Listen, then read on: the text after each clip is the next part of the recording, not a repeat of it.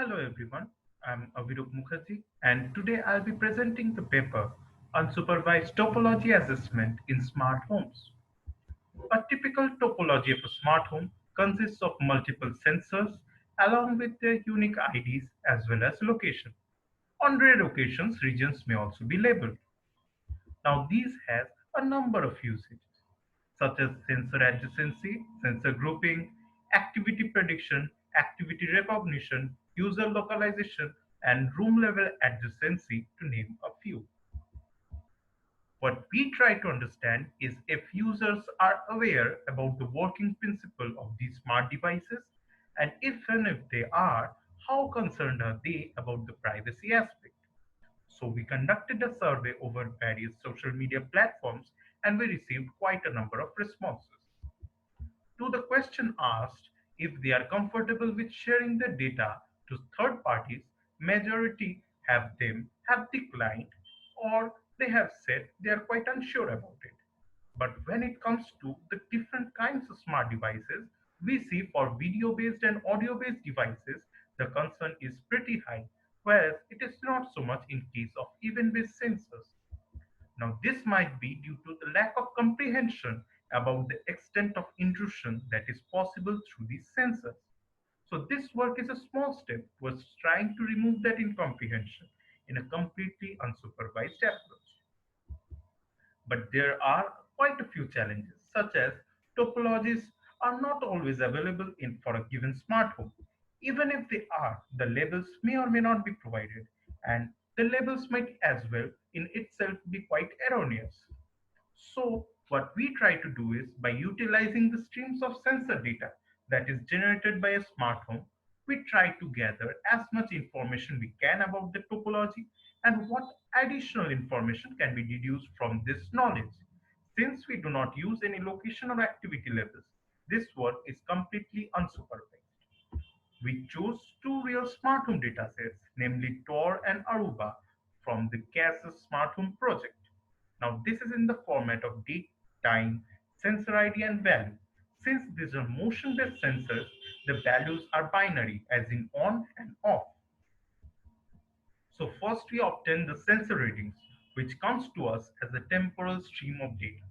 Now, once we have the temporal stream, we partition them based on a given threshold, which is indicative of a completion of an activity or sub-activity.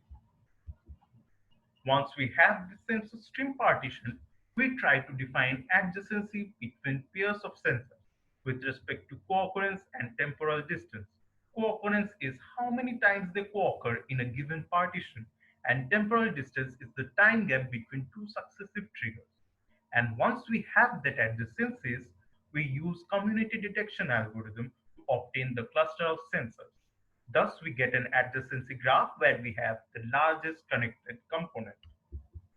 So each cluster roughly resembles a room, and we devise a static and a dynamic approach to find their adjacencies. For the static approach, we use the same community detection algorithm and we try to estimate the strength by the number of links shared between two clusters. But there is an issue that the number of links might be low, but they might quite be frequently traversed and they might be very important. For that, we go for the dynamic approach where we take all the sensor readings, we map them to their clusters, and now we have a stream of clusters as a reading. And then we deploy the same principle for sensor adjacency and we obtain the cluster adjacencies. Now that we have the graphs for like the estimated graphs, we try to generate the floor plan graph. So for the floor plan graph, we define each node of the graph as independent spaces, and two independent spaces are connected if they have a common door or one can move freely from one space to another. So this is an example. Now that we have our estimated graph as well as the floor plan graph, we see that our estimated graph does quite well in terms of sensor coverage, region coverage, and even maximum subgraph match and fraction of topology that is covered. Whereas in terms of discovery of connected regions, we see that the highly connected spaces that can be obtained by the cut vertices of both the graphs, they intersect and lie in the same regions. We also see additionally that nodes with degree 1, which consists of multiple door sensors, can also be inferred as outdoor entry points.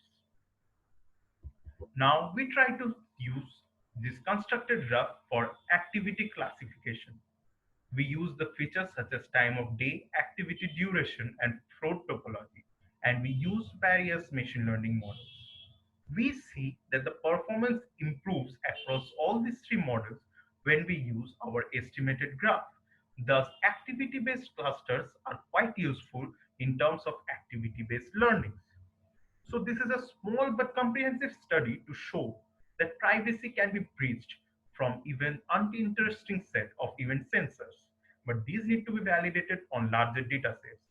A lot of sensitive information can also be inferred, but they need to be generalized over any given smart space. And since we see that there is a better representation of the smart space in terms of activity, this can also be extended to activity labeling and user localization. Thank you for listening. Questions, please.